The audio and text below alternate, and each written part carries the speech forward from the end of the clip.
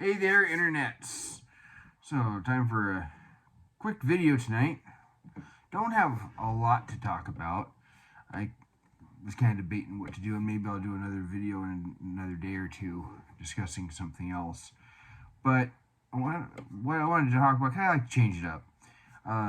This week, the House of Representatives put forth a bill that is useful. Of course, it will be shot down by Democrats. And so I'm using the article from the Post Millennial, but it's been reported from other sources as well, where I first saw it. And it says, House strikes down California's electric vehicle mandate, preserves consumer freedom. What did they do? They passed a bill that would strike it down, which would also affect us here in Washington if it were to be passed. Now, of course, the Democrats probably aren't going to even let it get anywhere close to passing the Senate, even if they have to filibuster it, which they probably won't, because it's an easy, we don't vote for this one for them.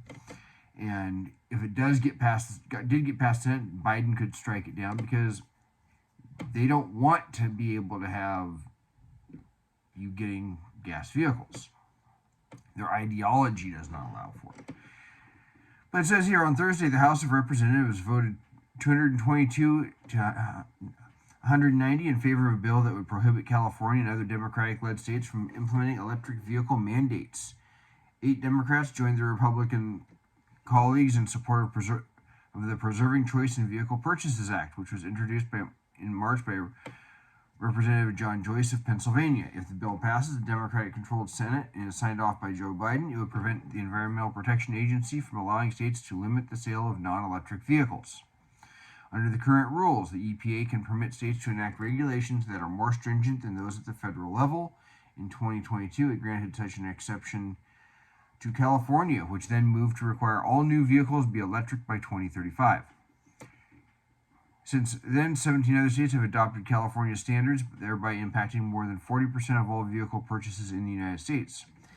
House Energy and Commerce Chair Cathy McMorris Rodgers from Washington emphasized that the path to more energy-efficient transport is not through restrictive government mandates, slamming the EPA, California, and other Biden allies of trying to do just that.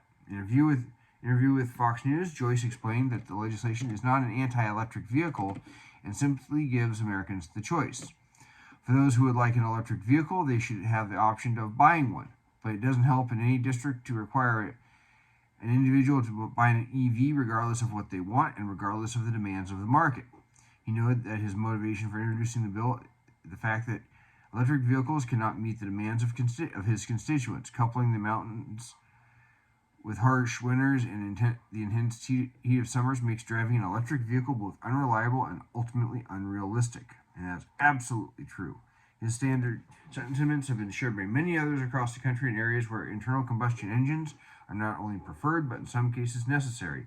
Additionally, EV charging has not been optimal, as the infrastructure is not able to keep up with drivers.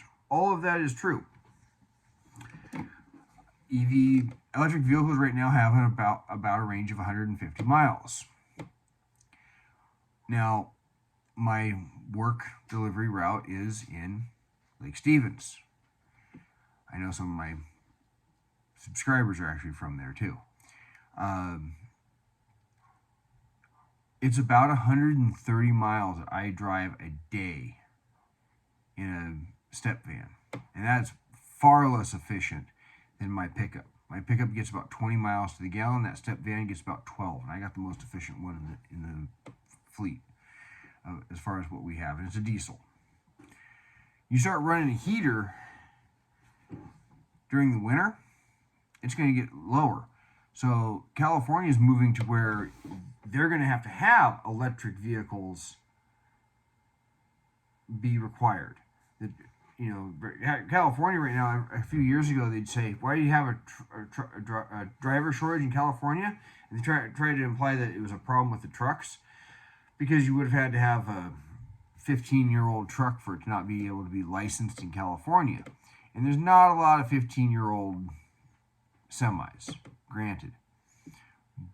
But if you read their standards from that time, it just gets pushed later and later and later to where by 2030, 2035, you would have to have a 2020 or newer truck, which gets a lot harder.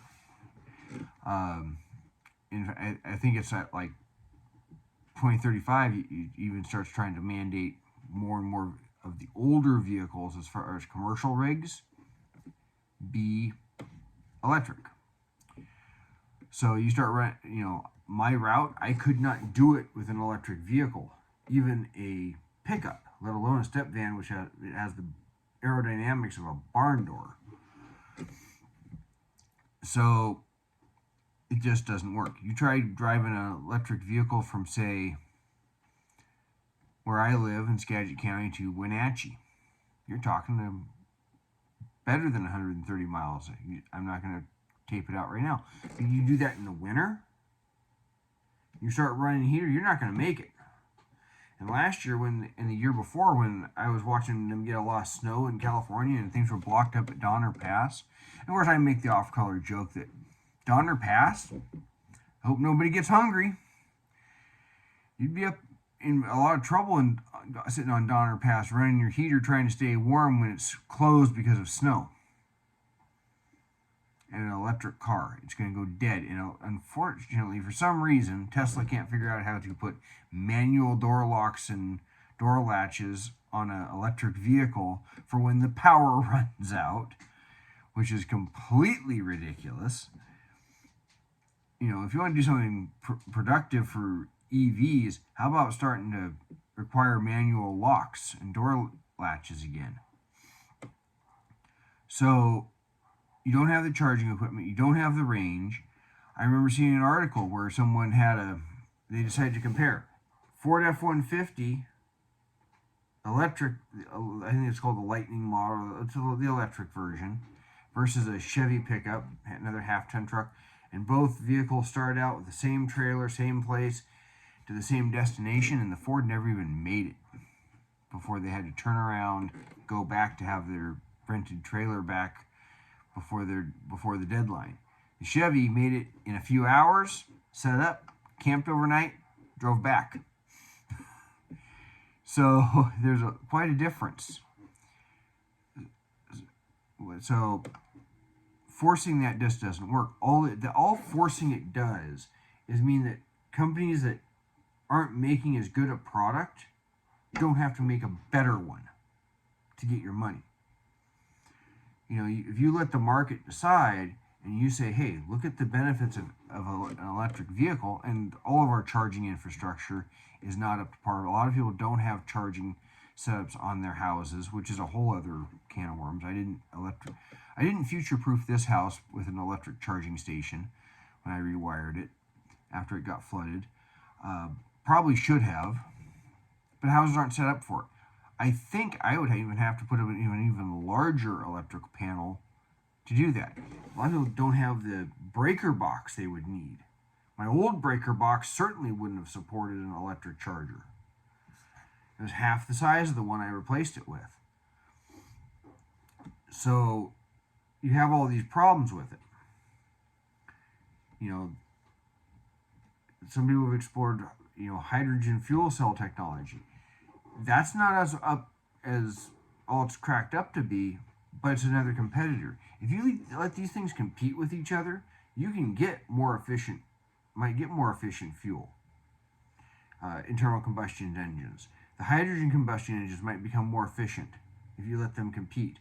The electric vehicles might figure out how to get more range and be more than a county vehicle. If you can only trust your vehicle is going to get you around the immediate area where you live, it's only good for a daily commuter. It ain't good for road trips. And even I saw an article, I might try and find it after I post this week, where a auto manufacturer the CEO was saying it's just not practical yet for a lot of people to have electric vehicles. If you take road trips, if you're going to pull anything, an electric vehicle doesn't cut it. But the Democrats don't want you to have the choice, which means you're going to be stuck with limit technology where the electric vehicle manufacturers don't have to try to make you a better product in order to get you to buy it. When you're buying vehicles, you can compare what's the power, what's the fuel efficiency, what's what's the gas tank size? It's not as fuel efficient, but it's got a large gas tank, so you can get the range. Maybe you got to have a 3/4 ton truck or a 1 ton truck to pull a trailer. There's so many aspects people put into what do they buy. This my current vehicle is the first one where it wasn't purely, I just need a vehicle that goes with only a small amount of money. I've driven those kind of vehicles. I've been in that situation. Had people say, you drove all the way to California and that? You're brave. I've had people say that because of the age of my vehicle. You got to have a lot of time on your hands if you want to travel with an electric vehicle, and some might say they don't want you to travel. That ain't going to fly with Americans. And something not noted in this article, Washington, it's 2030 is the last year or the first year you can't buy a internal combustion engine vehicle. Jay Inslee and Company, it's really going to get tough in this state. Everyone's going to buy older vehicles and just keep fixing them up forever until you make them ground those vehicles. Not giving people that choice. My previous vehicles, I depended on being able to get that reasonably reliable $1,000 car. And sometimes I didn't even pay that much for it because I got a deal. I got one time, I think, for $200 or $300. I can't remember which. One owner car. That was it was low mileage too, for what it was. It was a Mercury Sable. The poor people depend on that, and Democrats are hurting the poors in that decision. But they don't care. And so this is a practical bill. It was something, and this should be something that Republicans should put out there as a plan for 2024. They should say, we're going to give you that choice back. If you put us in power, we will bring it to the vote. We will make the Democrats vote on this thing and show that they take away your choice. And then hammer them over the head with it.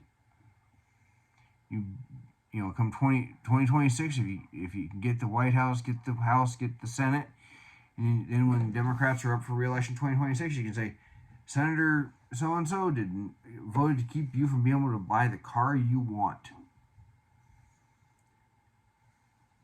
So, but it's a good bill. And link in the description below. But we need more bills like this. And if you let the market provide. I remember listening to Rush Limbaugh years ago, and he was listing off different technologies, starting with I think it was the electric light. It was how long between a technology became available for anybody with the money to buy it, and when it got to 50% of American households. It was something like 50 years for the electric light, and then 45 years for the telephone, and it went through these things. And it got down to about the iPad, was when he did this, in the early 2000s. And it said the iPad became half of American households within like a year and a half. And that's just because those kind of technologies started as the toys for the rich, and then people start trying to figure out how to make them cheaper because they want to sell more of them. They want to figure out how to make them more widely available so they can sell more of them. And granted, our lifestyles get better. That's the beauty of capitalism.